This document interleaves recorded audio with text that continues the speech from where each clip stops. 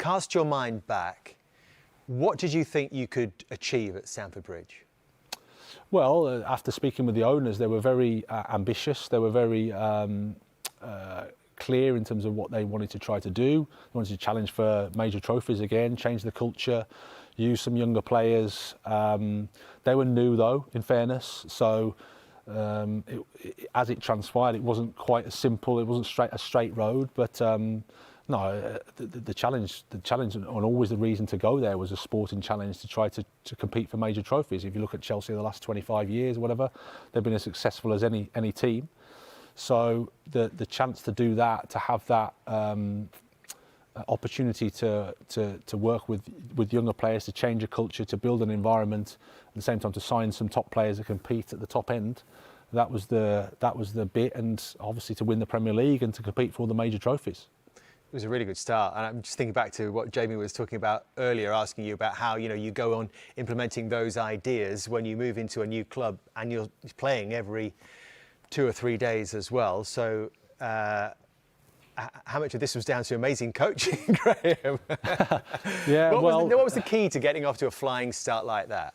Well, who knows? I mean, obviously we did some things well. After the Milan game, I think the first Milan game, we lost Reece, and I think we lost Wesley as well.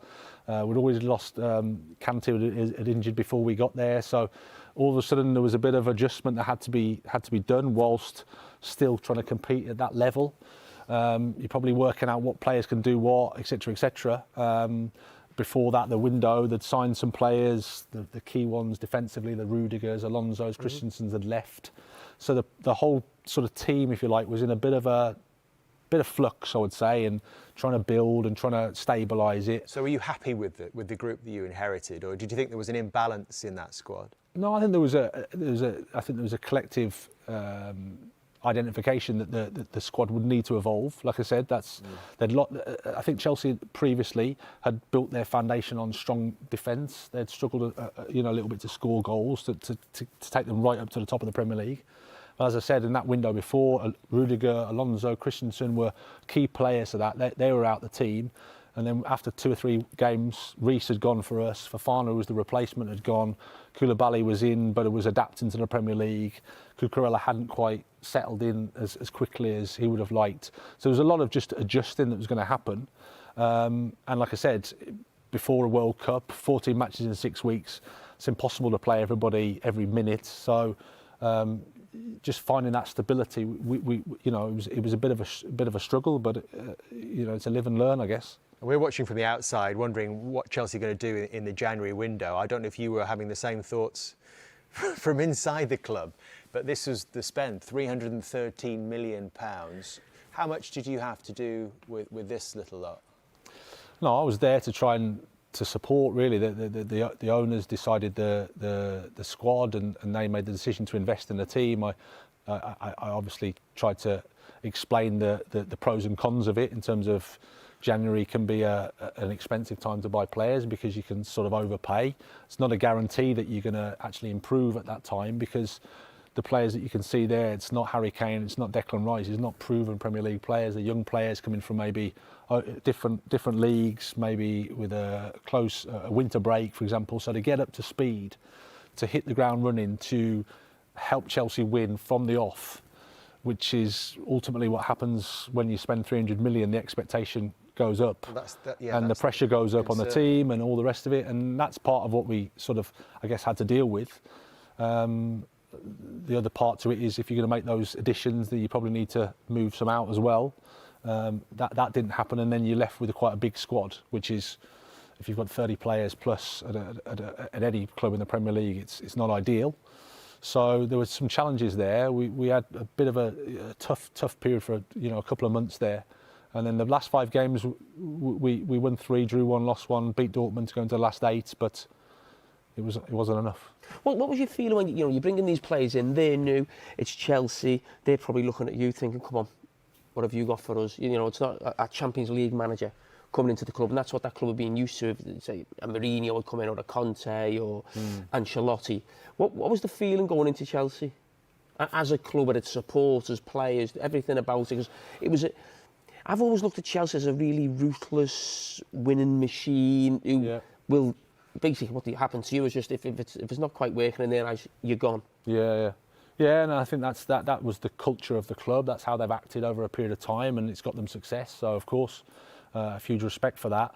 But you could, I suppose you could feel that. You can feel it from the outside. You can feel it from the media, the supporters. There's probably a mistake I sort of made, was thinking that new ownership means that there's a chance of a change of culture. But actually, culture runs a lot deeper than that. So I think before the World Cup, I think we only lost three matches in the Premier League. One to Arsenal, who were top at the time.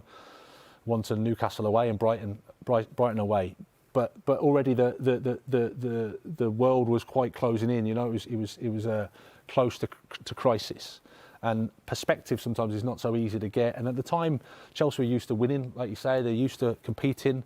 And I think it was an easy thing to say, OK, we're not winning. It must be the coach who's not used to, not played at that level, not worked to that level. Maybe he's the problem. And I can understand why they think that, because the results weren't what they expected. Was it a shock going into a team and the actual scrutiny that came with the job so early on? Was that a shock for you? Because obviously you're managing at Swansea, you're managing at Brighton, doing really well, but and as a manager you're coming against United or Liverpool or Chelsea or Arsenal, and you're watching these managers get a bit of criticism, come under a little bit of pressure from the outside or the media. Once you're actually in that hot seat yourself, how does it actually feel?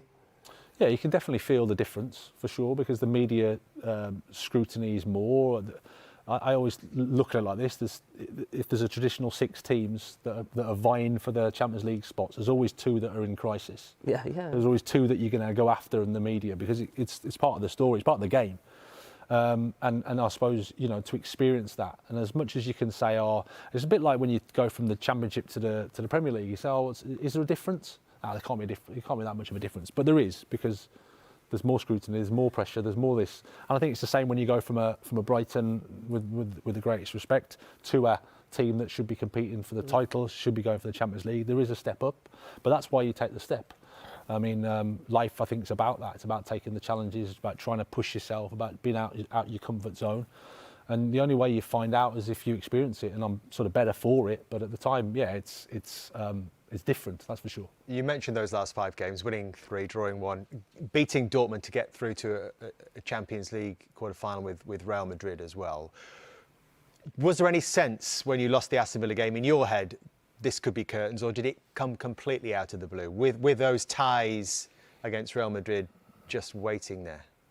Yeah, I was a little bit surprised, because we're still in that competition, and I think whilst we were in there, maybe we felt that we could do something, and we're looking forward to that game. But again, when you look at the results that we had, I can understand why the owners made the decision. As a coach, you know that if the results aren't good, you're at peril, potentially. Did you feel like you were getting somewhere with the team? Yeah, ironically, the performance against Aston Villa was quite good. We spoke with him after the game, and he was very complimentary of the performance and how he played. We lost 2-0, and no one wants to hear that after the game, because you lose 2-0, it's not good enough. But the reality of it was, it's not nothing to beat Dortmund. It's not nothing to get into the last 8 of the Champions League. And you could see afterwards it was a bit complicated, the situation. Whoever followed us for the last months, or maybe even a year, it was not easy, because like I said, the squad had changed that much. The stability beyond the back room, the staff, everything had changed that much, that it was a very turbulent period in Chelsea's history. So one that obviously I'm grateful to have experienced, but obviously I wish I would have done better, and wish we would have done better, and things would have been slightly different. But I guess when you've had that experience and you've come so close to something as well, I suppose, in your mind, does it make you hungrier for another crack at things? Yes, I think it does. But I think you've also got to put things in perspective. I think everyone's quick to put you down and quick to compare you, and you're not this coach, you're not that coach, you're not this elite coach or that. I started off in the 9th tier in English football, or the 4th tier in Swedish football, and over a 12-year period I tried my best every single day to improve, to get better, and I eventually ended up at Chelsea in the last 8 of the Champions League. I think that's a story that I'm really proud of, and a journey that I've been really proud of. However football goes now, and whatever football views, okay, I understand, but I know my ability, I know what I can do. and now it's just a case of seeing what the right opportunity is. It has to be the right opportunity. That's one thing I've learned from this whole experience. It has to be the right thing for me, and if it is, I'll do my best.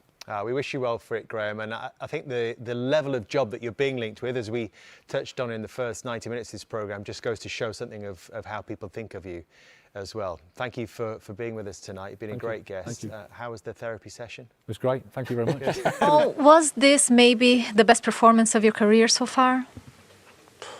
I'm not sure. Maybe it was up there.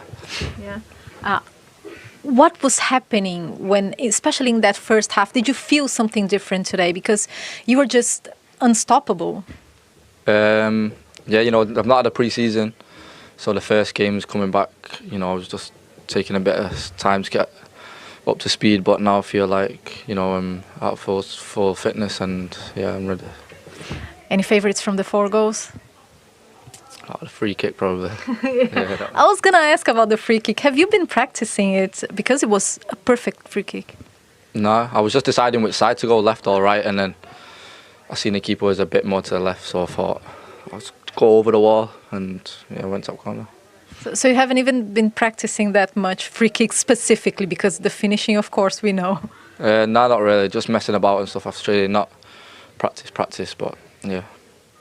Wow, that's impressive. You made history being the first player to score 4 goals in the first half in a Premier League match. So that's quite outstanding. I imagine you're very proud of that. Yeah, I didn't know. The lads just told me then. So yeah, I'm really happy about that. Last season, I was a little bit reticent to say he was the best player in the Premier League. I actually felt he was, but the fact Chelsea hadn't had such a great season, and I ended up going for Foden, just above him. And most people thought the same, because Foden got, I think, the 2 Player of the Year awards. But inside me, I felt like he was the best player in the Premier League. And on the back of last season and this season, if he carries on this again through this season, I think he's the best player in the Premier League. I do. Because you think he's not playing with the absolute elite at sort of Manchester City. Obviously, he moved on from there. And when I look at him now, and I think of the last player who I classed as the best player in the Premier League, who didn't play for one of the teams who were maybe going for the title, I don't think Chelsea will be doing that this season, was probably Gareth Bale. Different type of player, more athletic Gareth Bale. But for a couple of years at Tottenham, he was the best player in the Premier League, even though his team was sort of just a team battling for Champions League, as Cole Palmer's will be. But I go back to the consideration with Phil Foden. I actually feel a little bit for Phil Foden. He's never really grabbed that England position. You're talking about the national team, and players have come from nowhere and almost took his place. So at one stage, it felt like he was going to be the right winger for England, and then Saka comes in. Then it's okay, he's the number 10. Jude Bellingham comes in. And then you think, okay, we'll get Foden in the team somewhere, left-footed. Cole Palmer comes along. Now, I absolutely adore Phil Foden.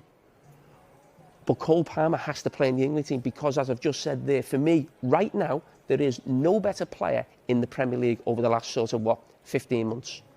Welcome back to Kelly and Righty with Jules Squared and Righty Squared. Today we're moving on to chatting about Chelsea, a big win for them, the Cole Palmer show. He takes all the headlines. Yeah, he does. And the move from City to Chelsea is one that will probably not live well in history of Manchester City. But for him to leave Man City and get to Chelsea and perform like he has, whoever spotted that, whoever made that move has done an unbelievable job, not only for Cole Palmer, but for Chelsea as well, because I don't think anybody saw that coming. No. And nobody saw, when he went from City to Chelsea, the form that he was going to hit, the calibre of player we're dealing with. And now, you know, again, 4 goals, you know, involved. His football intelligence is somewhere else. It's amazing in that last third. I've never seen him make a poor pass in the last third. And when he comes to finishing, he's absolutely clinical. Yeah, just the vision that he has, the timing of his runs as well has been highlighted as one of his strengths. Yeah, I think the way he plays is a man that don't mind pressure.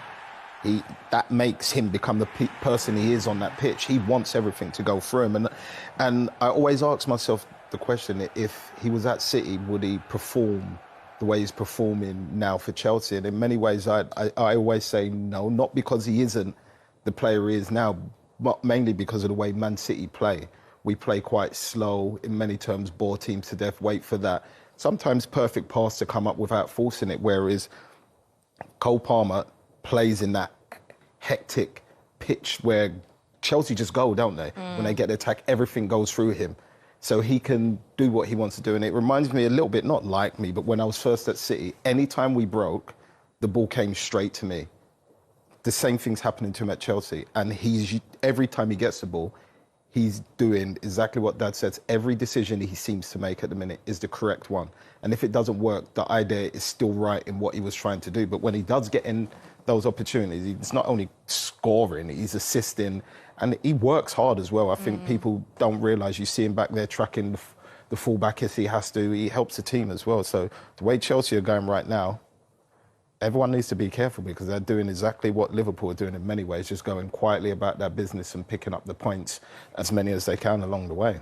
Yeah, I think for Cole Palmer, for some players, that pressure of being the main man can be too much. Cole Palmer made a brave decision to leave Manchester City to go to Chelsea.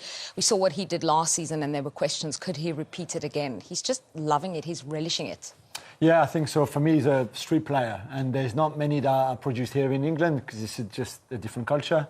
But he plays almost like he was playing on the street with his mate, or on a pitch somewhere, five-a-side. This is it. He's so much talent, and it's so natural. There's nothing that he overthinks, so there's nothing that he does that he doesn't need to do, really. And that's why I really admire about him. He was disappointed after the game, 4 goals, because he knows he should have had 6. Yeah. And easily 2 assists because he created, I think, 4 big chances in the second half, for example, for other players in the team. So outstanding talent. And I agree with Sean in the sense that a bit of a structure and letting him be free, letting him do what he wants.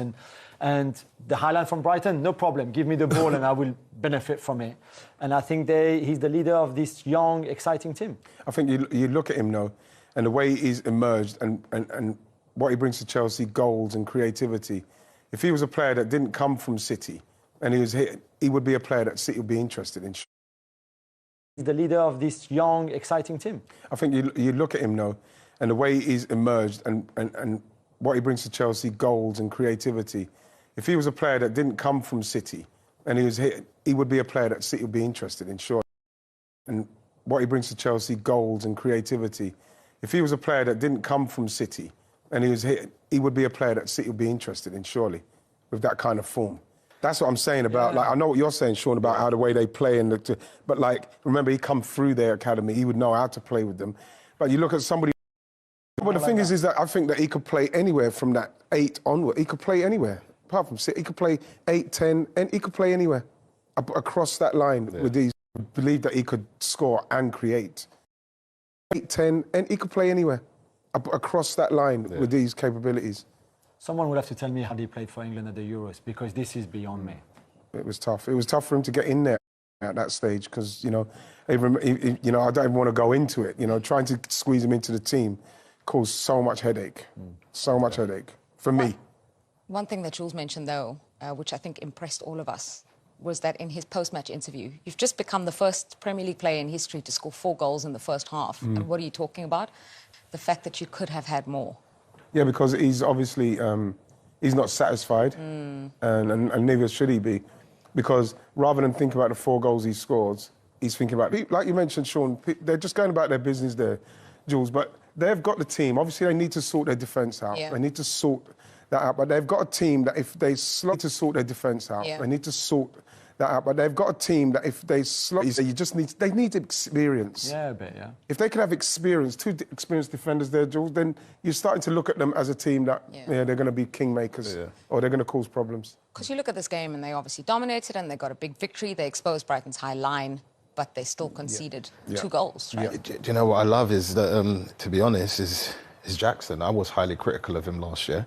I think to see the difference in him this year in that final third area, he's definitely had one-on-one work with the manager, and that's helping Chelsea as well, because now they're not just relying on Cole Palmer.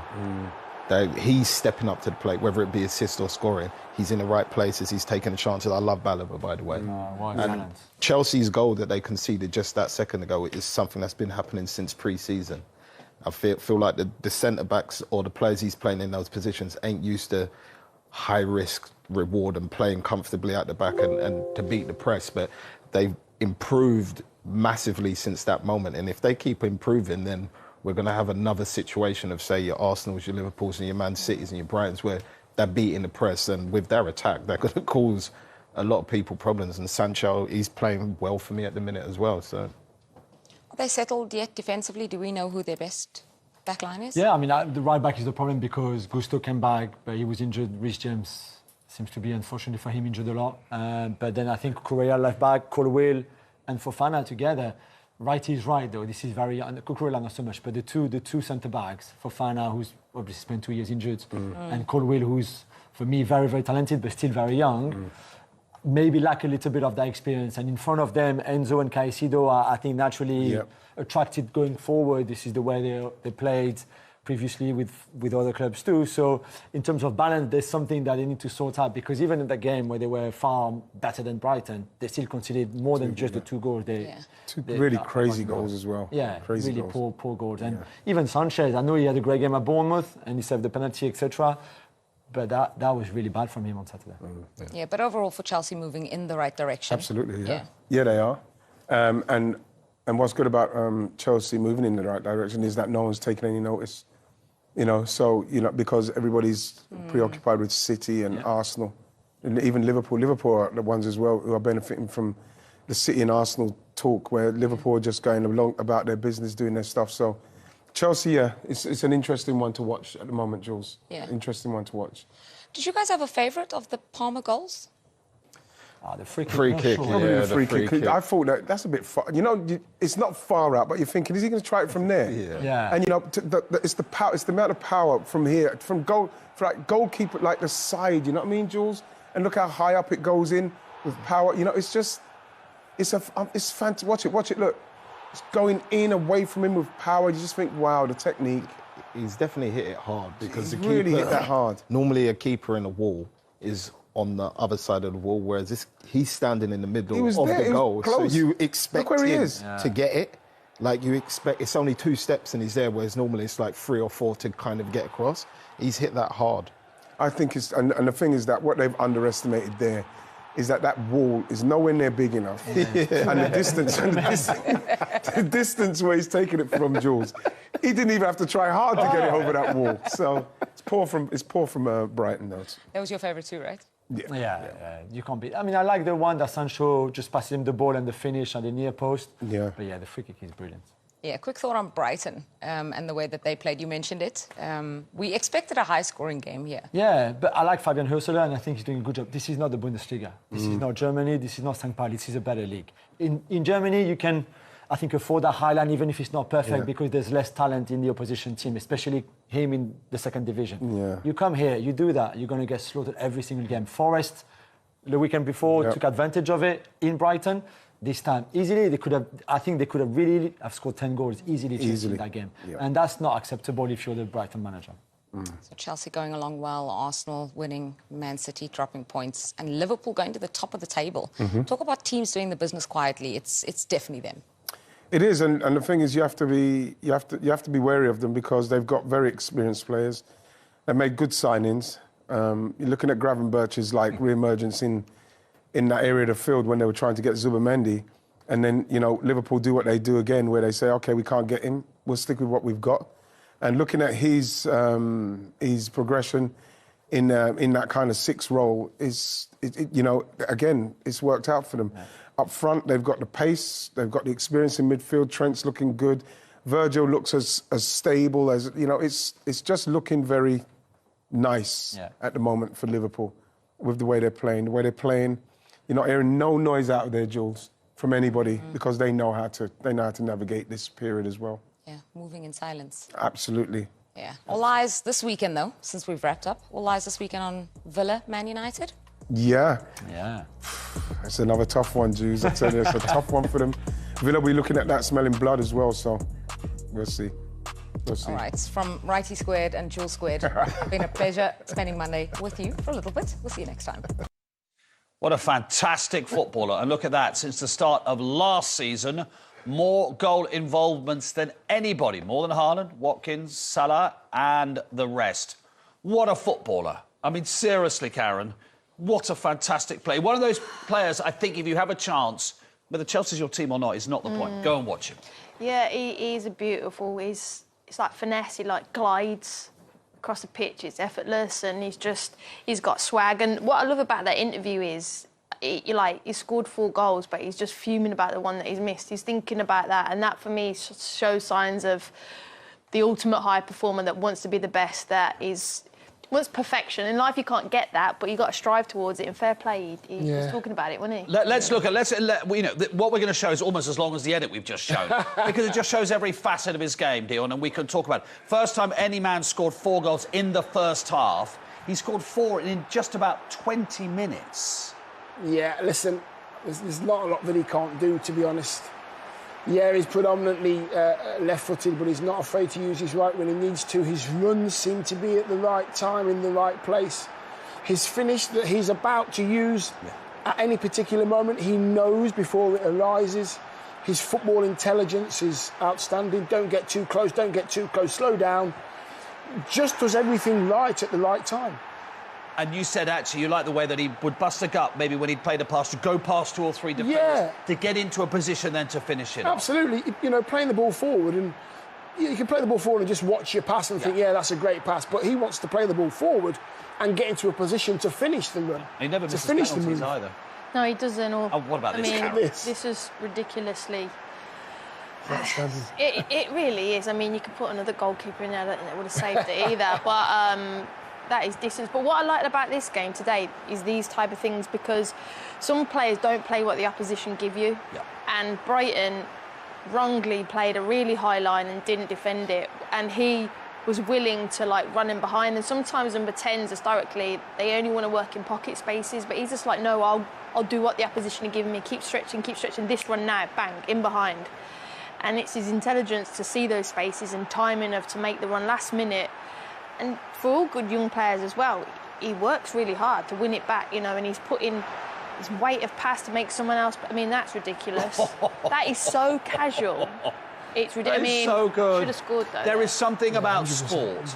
There is something about sport, about men and women who are left-handed or left-footed, who are almost more elegant. You just think about all the sports you love. Tennis, cricket, golf. Those who are left-footed or left-handed have a swagger and an elegance. Is that why? We went wrong. You went wrong. We all went wrong. But you know what I mean? We were just hard-working. Workman like me. What about now? Listen. What about the whole Manchester City situation? Because I look at him and think, really, Pep? I know you've won 4 titles in a row, Pep. Could you really not have done with him? You know what I mean, though. Yeah, I mean, but then again, he's brave to move. But would he have? Phil Foden was player of the season last year, so I get it. But would he have had the game time to show us these type? I think he had to kind of move, and I'm sure Pep knows. Thinking, in the way that almost you couldn't have played Foden and Palmer in the same team. I mean, obviously, there's an England backstory. How long it took Foden to break into the City team, and I'm not of course they'd want him now given the injuries and maybe changing things up. But sometimes as players, you've got to move elsewhere to shine, to show what the other team are missing. We wouldn't have seen that Palmer if he was at City. No chance. Well, no chance. But certainly not at the moment. He only started 3 Premier League games. Is he the best player in England at the moment? In the league? On that form that we've seen this weekend, yes, I believe it. In regards what he brings to the table week in, week out, with the graphic we've just shown, with the assists and the goals, at this present time, Yeah, good on him. Well, that was one side of the story. The other, quite simply, was Cole Palmer again. As I mentioned, first player ever in Premier League history to score 4 goals in a half. Second time he scored 4 already in his Chelsea career. Yeah, well, what more can we say about him? Let's just have a look at the goals for starters. I mean, he's carried on where he left off last season. Arguably the best player in the Premier League last season. I know Phil Foden got awarded the PFA Player of the Year, and rightly so. 10 out of 10 from the spot? 10 out of 10, yeah, which is so important. I mean, Jamie will go on to talk about his free kicks, being a special free kick taker himself back in the day. But, I mean, and this is probably my favourite finish. He just knew exactly where the goal was. He didn't even have to look. Lovely weighted ball, lovely run. That finish there, that was reminiscent of one of yours, Mike. Yeah, I enjoyed. Well, makes a great run. Not on the left foot. I'll take that back. But definitely on your right foot. Talk to me about. Just talk about the hat tricks first, because when you look at this and some of the Chelsea players he's with, most hat tricks in Premier League history, he's gone level already with Frank Lampard, Didier Drogba and Jimmy Floyd Hasselbaink, and he's done it in 39 games. And look at the amount of games that those other legends of the Premier League and Chelsea Football Club took. I mean, that just puts his rapid progress starkly into progress. Unbelievable. What a fit. You know, there was a lot of talk that he was maybe going to go to Burnley on loan and just maybe see how things work out at Manchester City. He ended up taking the opportunity to go to Chelsea. I think it took a little bit of talking for him took him a little bit of time to get to that decision, moving down to London. You don't know what it's going to be like. You're a Manchester lad, but he's come down, he's settled so quickly. And he is just like in a very turbulent time, not so much at the moment, but just looks so calm and so at home. It's like he's playing football. You know when you see like when you go to the power leagues or the goals, and you're playing with your mates, and there's always someone much better than anybody else, and they're doing a few flicks and tricks. That's how he's playing Premier League football. And there always used to be players like that, but there's not many now that play with that freedom. I just can't get enough of watching him play football. And this free kick, I mean, I like a free kick, but his technique was, I mean, you see him there, he comes at almost a side angle and just hits that, gets it in somehow into this top corner in the inside of the net. And I think everybody's just like, wow. I mean, what a moment. This is a great angle. I mean, the height, the dip, the bend, it had absolutely everything on it. Wow. Yeah, and that's it. You know, he's cool, he's calm, and he knows he's good, you know, and he's full of confidence right now. The lefties, they do it better, don't they? They don't know what it is, he just looks so much better. He loved the free kick, and Jamie, still to this day, has scored more Premier League free kicks for Liverpool than any other player. Yes, and you know what? I was about 14 or 15 on the bench watching him live doing this. Yeah. I got a little treat at the end of the season. This is Betamax. It's black and white. But, listen, I do actually come a little bit more of a wide angle. Yeah. This was in the last minute against Blackburn when they won the league. I used to like that one and just try and get it, a bit of whip on it and into the side netting. I don't think Kenny was too pleased with me because they were obviously Blackburn were trying to win the title at the time. Yeah. But that was sort of my technique of just trying to get it into that space and use the wall and yeah, just try to get as much pace in it as he can. You know, some went in, some didn't. Could anyone have envisaged quite what Cole Palmer's done since he moved to Chelsea, do you think? No, well, let's just have a look at some of his best goals. I think this is my favourite, Jamie. Little nutmegs, mate. Little Cruyff. I think I've shown this goal on this show about 4 times because I just want to see it every single week. It's just incredible. But this fella, as you say, he's cool as a cucumber. He's nutmegs. He's just back heels. And then this finish, Michael, it opens his body up. I mean, that's just amazing. Yeah, lots of people get so excited, don't they, when they're about to score a goal that they I don't know, they panic, they just hit it, whereas he was calm right at the end. But it's about, look at the ball bobbling, and he drags it away from the keeper, and then manages to just calm himself down and just roll it into the net. That's a great way to put it, actually. He never looks flustered, Michael, does he? And this is the thing, when players beat somebody and they get closer and closer to the goal, closer and closer to scoring a goal, this is just to show that he can head the ball as well, by the way, they tend to get more and more excited and they lose sort of focus on what they're going to do. To your point, Michael, there, look, long pass, you get a touch, and all of a sudden you score a goal because teams aren't set up for it anymore. That was a lovely finish as well. He's the opposite to what everybody else feels, isn't he? Everybody else, when they're watching a game, when the ball's getting closer to the goal, everybody else gets like tenser and they take a deep breath and their heart rate raises. Whether the closer he gets to the end product, when everybody else is going that way, their heart rate's going that way, he goes the other way. He goes colder. He goes calmer. And hence it's just hence the celebration, yeah.